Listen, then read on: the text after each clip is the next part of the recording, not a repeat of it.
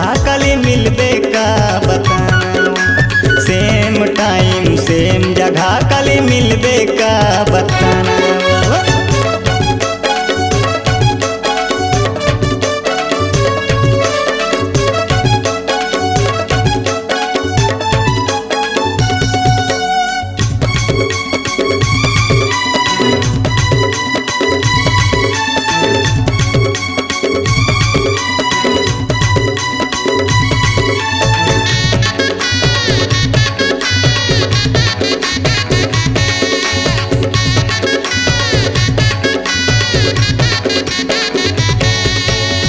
खाना पीना सुहावे नहीं वो अंग अंग मर डोले। दिल गद गद हो गए रानी क्या बात बोले।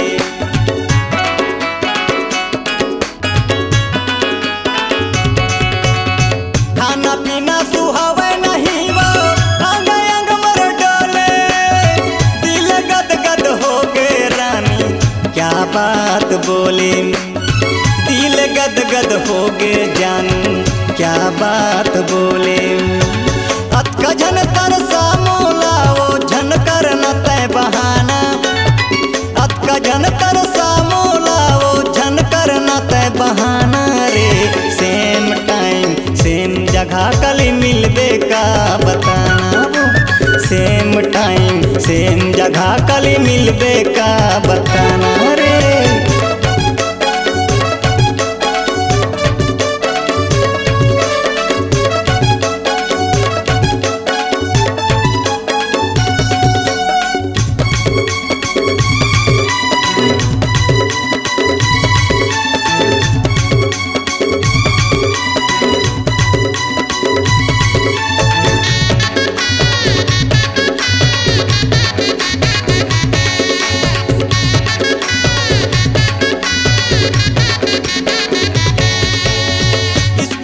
संग पढ़े लिखे हम कॉलेज में तय पहुँच गए। तोर मैया माँ हो गए दीवाना 9वीं कक्षा में रबक गे।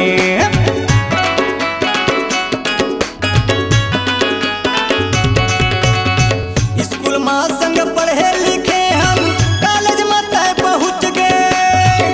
तोर मैया माँ हो गए दीवाना 9वीं कक्षा में रबक गे। तोर माया माँ हो गयो दीवाना 9वीं कक्षा में रबक गे। धरे मोबाइल छत में खड़े एक मिस कॉल लगाना। धरे मोबाइल छत में खड़े एक मिस कॉल लगाना।